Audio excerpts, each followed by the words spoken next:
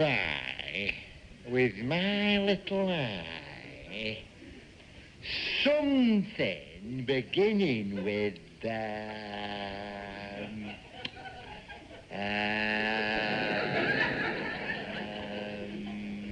P. Very good, Mr. Brown, but you'll have to go a bit quicker than that, or this eye test is going to take all day.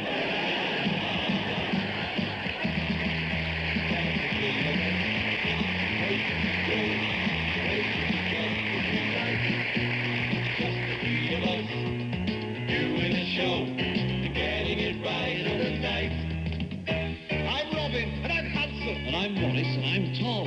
I'm Graham, I'm ugly, I'm short, and I'm fat, and I'm old as a billiard ball. And it's back to the Crucible in Sheffield now for more news on the snooker.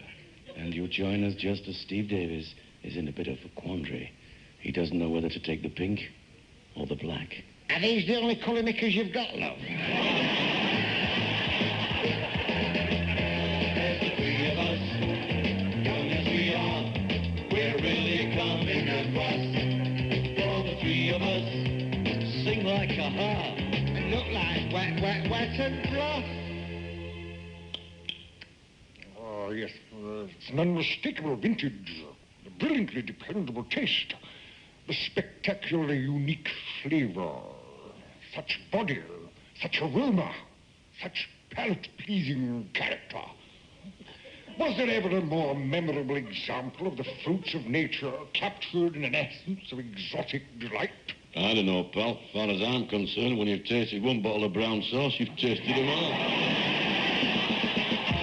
I'm Graham, I'm sexy, I think you should know. you'll have to imagine how sexy he is, because this is a radio show. Where's the Grumbleweeds?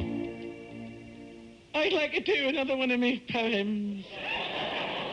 Thank you.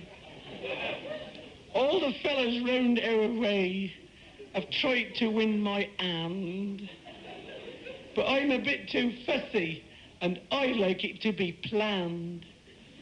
I've only ever said yes twice, and both times I was canned. Once was with Ernley Pimlop, and the other the village brass band. There's the three of us, doing the job, taking the knocks on the chin. Yes, the three of us, Graham and Rob, Graham, Maurice And Robin.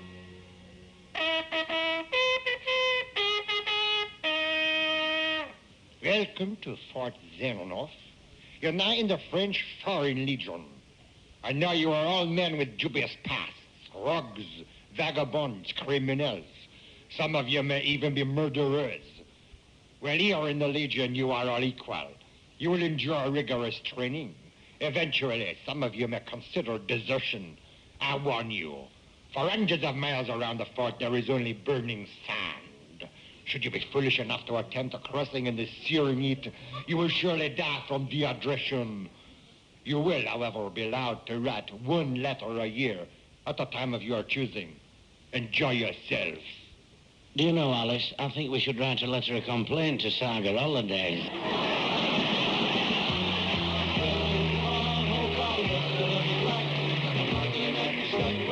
we're not turning back. Trio, everyone needs half an hour with someone on the Grumbleweeds.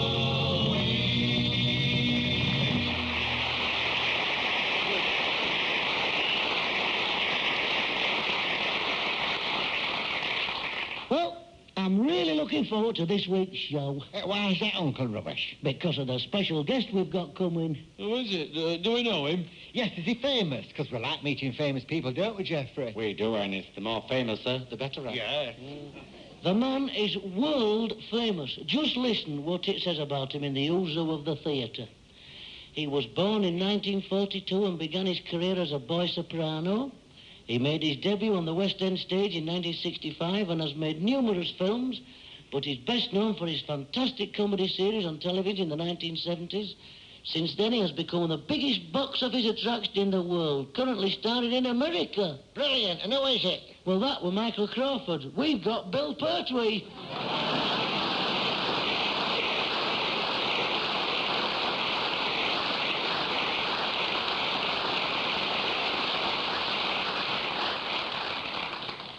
Mr. Pertwee, what a thrill and an honour to meet you in the flesh. And may I say the same, Uncle Rubbish. For so many years now, I've harboured in my heart a longing to make the acquaintance of your good self. A man, if I may say so, respected the world over for good humour, good conversation, and good manners.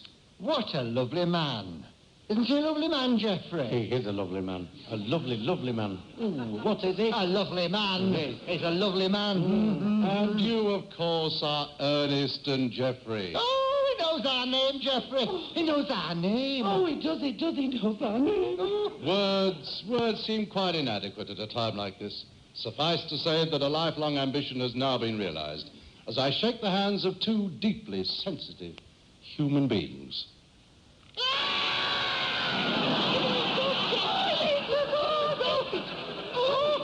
Oh, I think I'm having one of me flushes. Have one for me. What a nice man. Oh, what a nice man. And this, Mr. Pertwee, is Uncle Nasty. I couldn't care less if I never set eyes on you again in my life. You vile, ignorant, pig-headed, moronic, stupid, fatuous, illiterate, evil, vicious, despicable, cadaverous, depraved, repugnant prat. What a nice man. What a lovely, lovely, nice man. Oh, Mr. Pertwee. Please, call me Bill. Oh, thank you. Bill, I've had the most wonderful idea for you to do something at the end of the show. I'd be delighted, Uncle Rubbish. Is it all right if I dash off and come back later? You see, I've arranged to meet a friend at the Royal Albert Hall. We're seeing our favourite pianist. Oh, really? I love a good concert. Oh, so I'll see you later. Which way's the Albert Hall? Through that door. Thank you.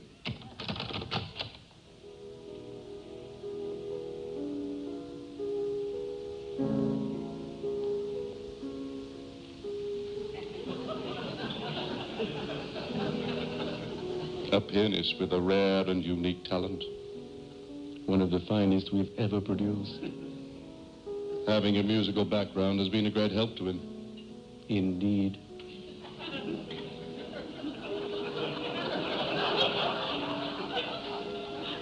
His mother's on the harp.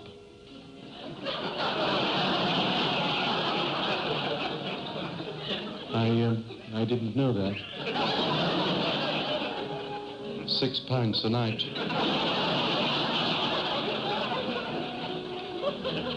You do surprise me. His sister is in light opera. So I've heard. Have you seen her Nanky Poo? I'm not at all sure that I want to. I do so admire his rubato. Well, I can't see it. The piano lid's in the way.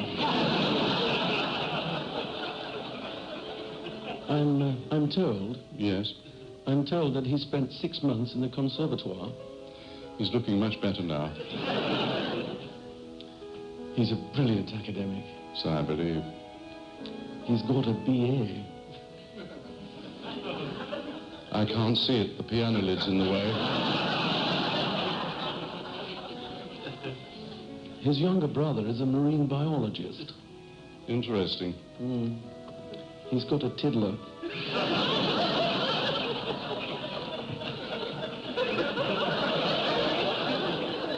You know him better than I do.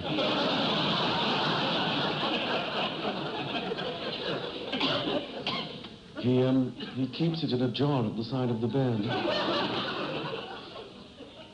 I don't think I'd be able to sleep.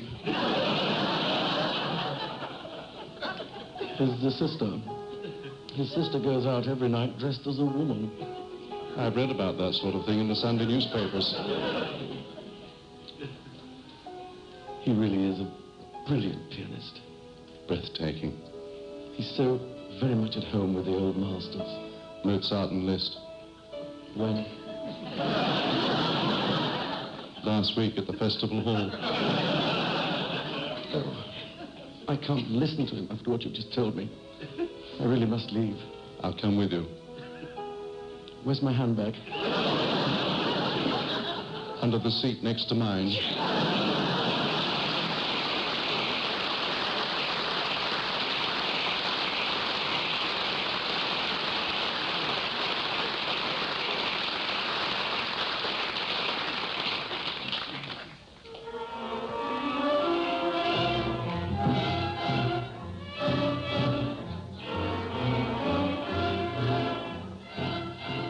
Hello, culture lovers everywhere, and welcome to another edition of Music for the Masses from me, Ernest. And me, Geoffrey. And may I say, Geoffrey, right from the off, how much I like your dicky bow. Oh, I'm glad you like it, Ernest. Do you know, it's gorgeous, absolutely gorgeous. It lights up in the dark. It does. It does. What will they think of next? I've got these 2 wires running down the inside of my thermal vest. And through a hole in my trouser pocket to a battery. You can't tell. You just can't tell. Mind you, Ernest, I had a nasty accident when I first tried it on. No, how do you mean? I plugged it into the mains. No. Yes. Oh, what happened? My underpants lit up. Oh! Geoffrey, you must have been in agony. Actually, I quite liked it. Oh, hey, listen, come here. Hush up. I haven't told you my news, have I, Geoffrey? What news is this, then? I've started going for karate lessons. You haven't. I have. Oh, what who's teaching you, Ernest? Oh, he's brilliant. He's brilliant. Does he have a black belt? No, but he's pale blue corset here. And is he strong? Strong. Strong, is he Strong. You've never seen muscles like it. How are you getting on, I then? don't know. I spend most of my time unconscious. So, you're not going to be a first Dan? I'm more likely to be a right Charlie. Have you tried smashing the pile of bricks with your head? Oh, yes, I have, yeah. What happened? Split my head open. Anyway, I'm on this special diet to build up my stamina now. Stamina you're building up, are you? Ooh, what is it? What's a diet? Seaweed. What? Seaweed. Nothing but seaweed. Morning, noon and night. Seaweed. Fancy. Only problem is, if we get 2 days of fine weather, I curl up at the edge. Oh, anyway, let's get on with the programme. Oh, I forgot all about it, yes. Who's the guest this week, Geoffrey? You'll never guess. Who is it, then? It's that old rat face. No, I don't believe it. Yes. Hey, did you know? What? He used to be a tramp. A tramp, he didn't. He did. He's going to sing a song about the days when he used to sleep rough. Oh, I'll introduce him. Ladies and gentlemen, we present Ratface.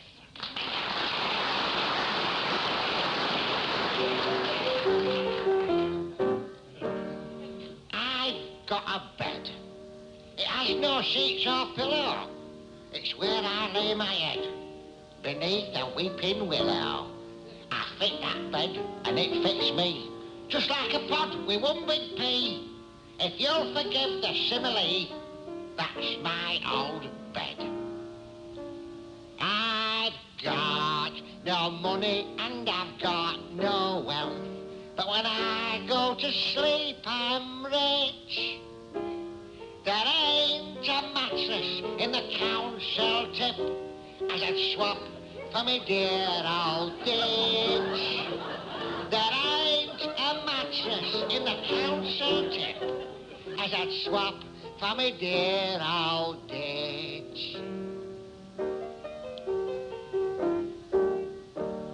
Until I'm dead, life may improve or worsen, at least I've got a bed that's moulded to my person. I share that bed with bird and bee, and mouse and midge and fox and flea, and sometimes cows dropping on me in my old bed.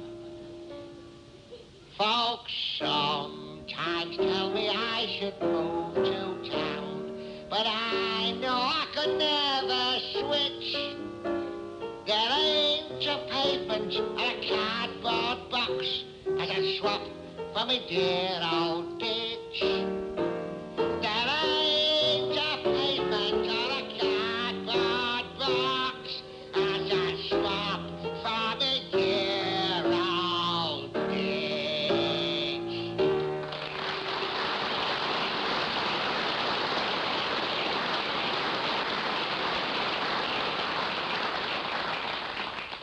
Why don't we have a competition to see who can cut the toenails the quickest? Hang on. I'll put the lid on the marmalade.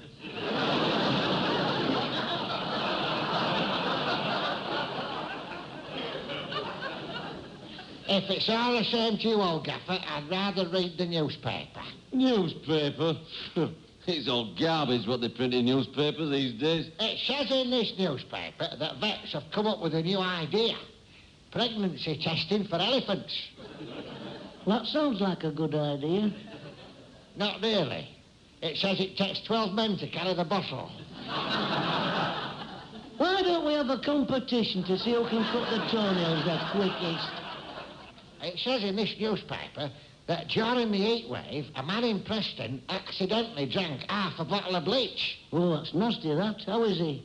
A hospital spokesman said that he's fair. Why don't we have a competition to see who can cut the toenails the quickest? It should be done away with. What, bleach? No, Preston. I like Preston. I once had a sweetheart who came from Preston. She worked at the Winkle stall on the Golden Mile at Blackpool. Did you take her out? Every night with a pin.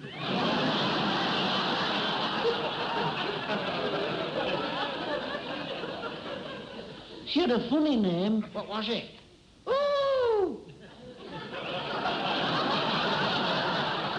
Well, that is a funny name, isn't it, Geoffrey? It is, Ernest. My sister named her new baby after my great-granddad. Well, that's nice, isn't it? When the baby grows up, it won't be very pleased. Why not? How many girls do you know called great-granddad? It'd have to be very big. What would have to be very big? The bottle that they use for the pregnancy testing for elephants. It's like trying to knock a 6-inch nail in with a blancmange. Why don't we have a competition to see who can cut the toenails quickest? If I hear that one more time, I'll chuck myself in the flipping canal. Why don't we have a competition to see who can cut the toenails the quickest?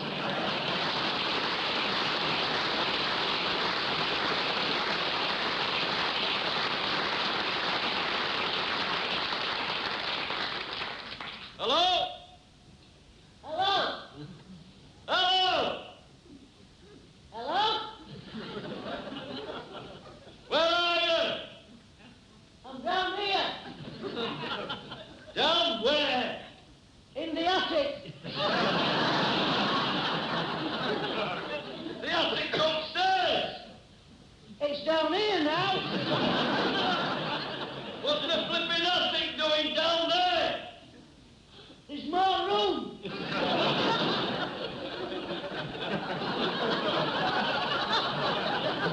What have you done with the cellar? It's up there. What's the cellar doing up there? I had to move it so we could get the attic in. Then where's the cellar? In the back garden. There's no way the cellar will fit in the back garden. There is now. What do you mean? I've put the back garden in the kitchen. Are you flipping mad? Yes, thank you. I'm sick and tired of all this flipping shouting. It's giving me an headache. I'm going for a lie down. Are you going to bed? Yes, I am. The bedroom's in the greenhouse.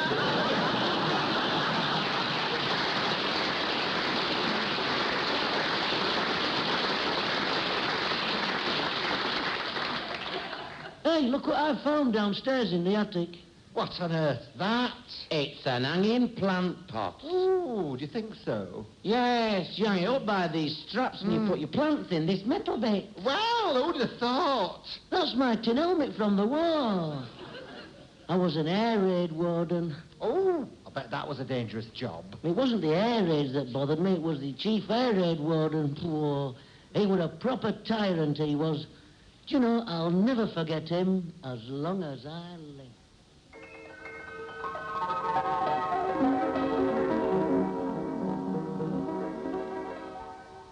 Right, you lot, gather round. Come on, move it, move it. Now, I'm the chief air raid warden. Excuse me, Mr. Chief. Can I be an air raid warden? You? You an air raid warden? Don't make me laugh. You're far too young. There's going to be heavy bombing, and I think that you should be evacuated. Where to? Berlin. What a witty warden. Now, let's see what you know about air raid wardening. What would you do if an incendiary bomb fell on a house? Which house? It doesn't matter which house, lad. Number 27? If you like.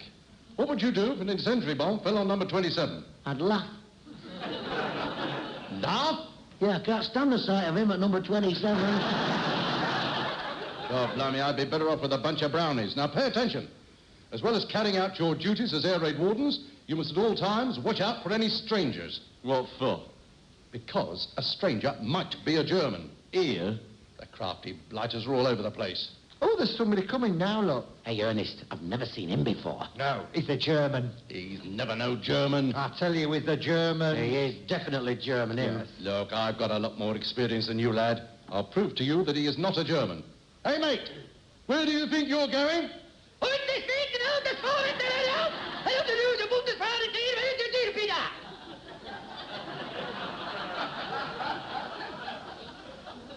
I thought so. What do you mean? He's Welsh. Oh. What's this for? That's a football rattle. When you hear, that means there's a gas attack. If ever you hear that rattle, you must remember that you are wardens and you must stay calm and show no fear. Otherwise, the public will panic. Now, the other thing that That's odd. Very odd. That's gas! It's gas! It's the gas attack! The rattle! The rattle! Gas attack, everyone! Gas attack! It's not a gas attack. Gas attack! Gas! It's not? It was my little doggy. Will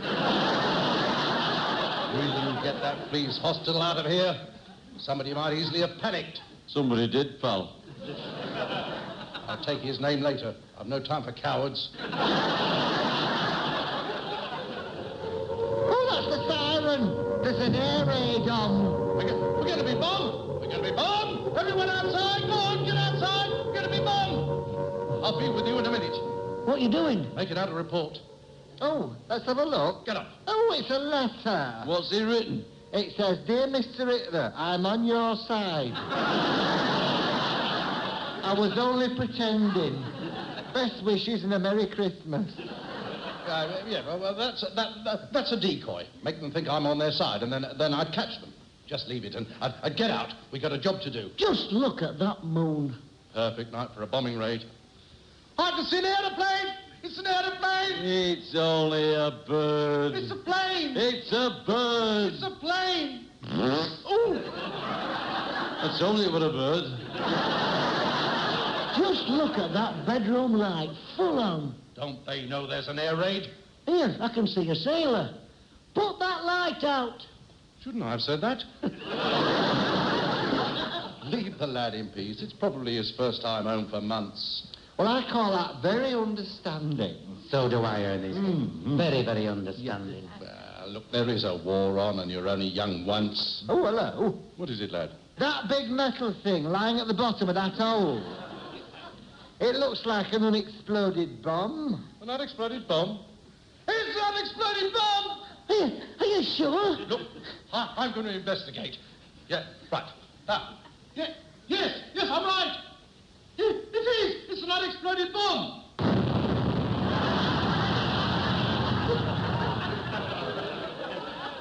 Was an unexploded bomb. Underneath it all, he was a nice man. He was, Ernest. He was a nice man, but then again a fool. How do you mean, a fool, Geoffrey? That lighted bedroom window and the sailor. What about it? It was his house.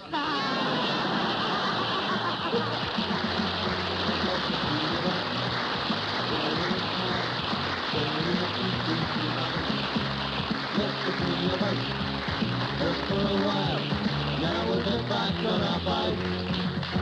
We'll see you next time. Yes, we'll see you again. So, tinkety-tonk. Bye for now. Tatty Bye and TTFN. From the three of us, just the three of us, There's me and me. and him. Thank you. That's one again, isn't it? It's just that not my nose, this is.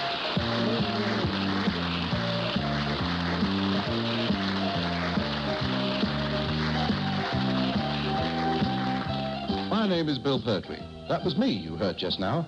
As a star of stage, the silver screen, radio and wireless, I thought that those of you who require any after-dinner speeches, well, I'm available. I do humorous anecdotes, farmyard impressions, and by the way, I only work for Reddy's, so if you... Get off. Worth a try. It's a rotten show anyway. Get lost. It's a rotten audience as well. I'm going outside now and scratch all their cars. Go away. I'm going, mate. That wasn't very nice of him to say all those nasty things. Do you know what I'm going to do? I'm going to complain right now to the head of the BBC. Would you put me through to the head of the BBC, please? Head of the BBC speaking. It's about a man we've just had on our show, Bill Pertwee. Oh, this is Basil Pertwee speaking. I'm his father. Well, I just wanted to say he's a very, very nice man. And while I'm on, can he come back and he can do the credits if he likes? I'm very proud of him. I'll give him your message. Goodbye. Bye. I understand you've been speaking to Father.